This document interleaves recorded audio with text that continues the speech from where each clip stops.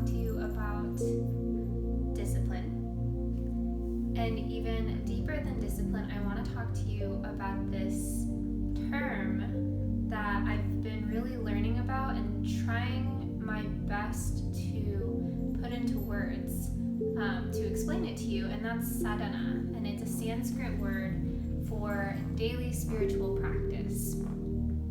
And the reason I really fell into the importance of having a discipline was that it really does take daily commitment to becoming a higher consciousness being. And as you ascend spiritually and you awaken to the different possibilities, the infinite possibilities that are occurring all at the same time, you can do that through the discipline of showing up and developing that skill. So just like any other skill that you would try to embody or try to learn, you have to commit to doing it over and over and over and over again if you have any intention of being good at it, or at least you don't necessarily always have to master a skill, because of course it takes 10,000 hours to master anything. But when it comes to pretty much any change, you have to have a level of discipline to make that change happen. And recently on my Instagram, I posted that scientifically, if we're talking about the mind, when you incorporate having discipline to do something that's more favorable instead of continuing to project the same conditioning that you've had since you were a kid from 0 to 7 years old, you are creating new neural pathways. So you're firing neurons in your brain that you don't normally fire because it's against the habits that you've developed over your entire life, right? And when you fire these neurons, you start to build a new habit. And so these neurons start to get stronger and stronger as you use the old neurons less and less. So it's not that those disappear, they just don't get used. And so you're putting all of your effort into these new neural pathways, which is what creates a habit, and that's how you over time create change. And that's explaining it from kind of the mental perspective. On the other side of the coin, since we're talking spiritually, this is manifestation and law of attraction to its core. You have to have a discipline in which you're showing the universe or source or God that you are committed to the things that you say that you're going to do, right? So I attribute this to three pillars of what makes up not a good, because that's subjective, but a sadhana practice. So I kind of boiled it down into 3 pillars based on my own life. And the 3 pillars are mindset, movement, and maintenance. So I wrote this thing. Hopefully you can see that. So it says sadhana or discipline equals mindset and movement and maintenance. So before I talk about what each one of those are, I also want to show you guys the importance. So I used kind of like a pyramid, kind of like the food pyramid, which is obviously don't use that if you're trying to be healthy and stuff, which is totally off topic. But imagine it's like the food pyramid, right? So we've got mindset on the bottom because that's the most important thing. It's our foundation. And then we've got movement just above that. And then maintenance is at the top. So mindset is at the bottom because everything that is in our physical reality is just a projection of what's going on within. And as you can tell, there's a huge disparity right now between humans because our minds are so easily controlled and divided. And I actually just watched this movie, The Social Dilemma, on Netflix, which you should totally watch if you haven't watched it yet. And it talks about how, because we live in the age of social media, we're more divided than ever. Because they use human psychological responses to kind of take advantage of our minds. And because it's AI, it's like smarter than how fast we can learn. And it's at a very rapid pace, breaking down democracy and all of these things that are fundamentally good, right? And it's all because humans have become so addicted, period. And addicted to anything, like I personally have never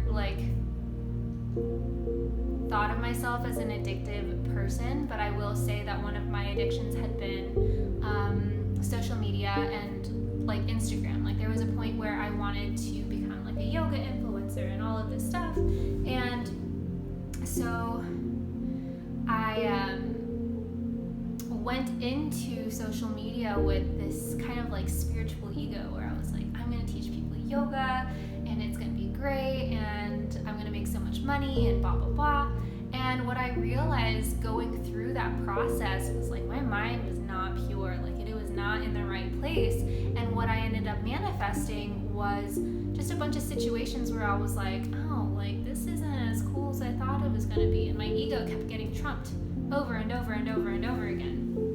And we're kind of in this weird place historically because of social media where everything is more divided than it's ever been in the history of humanity. And when we develop a mindset discipline, if everybody developed a mindset discipline, this is why I personally said if at the beginning of COVID we did a global, just masks are mandated, a globally mandated moment of silence together, just period of meditation where we all connect and we're all just tapped into source, the one thing that we're all part of and is us from within. I feel it would fundamentally have changed the way that things would have gone, but that's just my opinion. And I do believe that having a mindset practice allows you to know the truth and be more confident in what that truth is, and it would be equal across the board. And that's why I feel that I've been drawn to many spiritual teachers and gurus and people who are just tapped into that source energy, because what is at the core of it is that they have cleared their mind. And it's not even that they've cleared their mind, but they've disidentified from the mind. And that is what you can accomplish through meditation, which is why I talk about it all the time and just try my best to embody what I preach, because I know that it is really the root of what will change everything, is if we all can be just even a little bit more aware than we were yesterday. Having that goal to just become someone who is aware of their mind because it helps other people. This second, that was super long-winded, but as you can see, I can go on about that for forever. The second pillar is movement, and this is because our bodies are like machines that need to be oiled up with the correct oil so that it doesn't malfunction. Because when we don't, we get buildups everywhere, we start getting diseases, we start to manifest cancer and all of this other stuff, which I don't think I'm allowed to say that, so this is not approved by the FDA or the CDC. But movement allows you to move stuck energy out of your body. And this was actually the way in which I came into spirituality first, was through having a movement practice, because it allowed me to clear my mind, to be really present in the moment and just allow my breath to come through my body, myself to feel different sensations that were happening in my body, like the muscles expanding and growing and getting stronger. It became a very relational experience that I had with my body. So now, like, if there's any stuck energy in my body, I know right away, and like I'll immediately like go dance or do yoga or weightlift or hoop dance or something to move my body, so that all that stuck energy that's like wherever it's stuck has a channel to move out of me. And typically, another pro tip, is to go out in nature and move, because what happens when you get your feet down into the earth, you exchange negative electrons with the earth, so then you're kind of recharged with positive energy and you have like a higher vibration. And at the same time, the earth is taking away all of those negative electrons through your feet by connecting to the earth, and that's called earthing, which is super, super awesome. The third and final, sorry, my dad was looking at something. The third and final pillar is maintenance. So maintenance is all about creating a safe container for you to practice the sadhana for yourself. And the hardest part is going out into the world and being exposed again to the different addictions that your mind is so susceptible to, right? So part of maintenance looks like having a group where you can get together and bounce ideas off of each other and really allow yourselves to create a container and a safe space to explore your spirituality, to explore how to be still, how to be peaceful, how to find joy in living. Because the more you surround yourself with people, this is a saying that my grandma used to say to me and I remember this since I was 5 years old, is if you show me who you hang around and show me who your friends are, I will tell you who you are.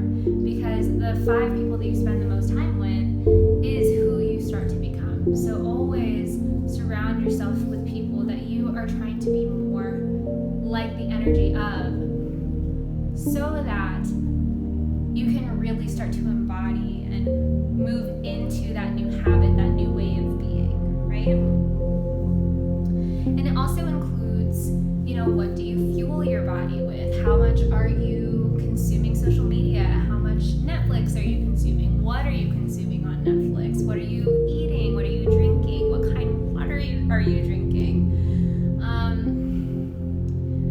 The relationships that you have, like, are they helping you to grow, and or are they sucking your energy dry? Like, really just creating a physical, a spiritual, emotional container with healthy boundaries. Like, obviously these are permeable boundaries, but so that you can really focus on aligning to your soul, right? Because the ego is so sneaky. It's so sneaky. That's what the addictions are, is our ego self that has all of these past conditioning to believe that we are not the soul, basically. The ego wants us to believe that we are that, and it's just not true. And the more we move into soul alignment, the easier it will be for our whole entire collective human race to do that. And I think that that's a super important to know, is that, like, your discipline affects everybody else around you. So can you make a commitment today? And if you are committing to something, especially if it's a spiritual practice, please comment below and let me know.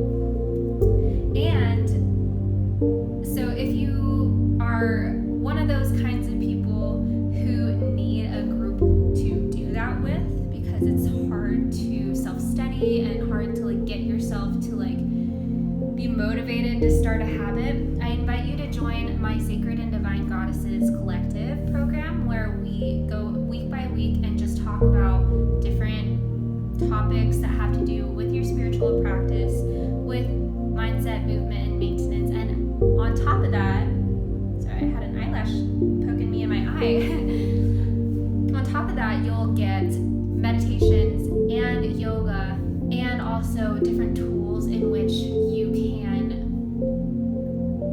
do this all in the safety of your own safe space, right?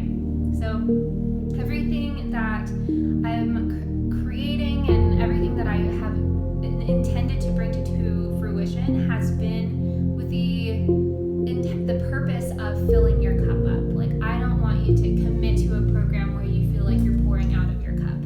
And hopefully this helps. And if you like this video, please like, share, and subscribe. You can also work with me one-on-one if you'd like. If you go into the description box below, you can apply to be one of my one-on-one mentorship mentees, I think is the term I'm thinking. And there's a free meditation for you if you have no money, and that's totally fine. There's a free meditation for you that's like 10 minutes long. That's also down in the description box below. And other than that, I hope you guys have a really awesome week, and I hope you have been able to tell that there's going to be more of a schedule soon. So every Tuesday at 10:30, I'll put up a new video that will teach you guys about self-discovery or spirituality or manifestation or anything in between, because I think it's important that we all talk about these things and people see us for who we are. And my job to you is to just be as authentic as I possibly can be in sharing my stories so that it helps you grow.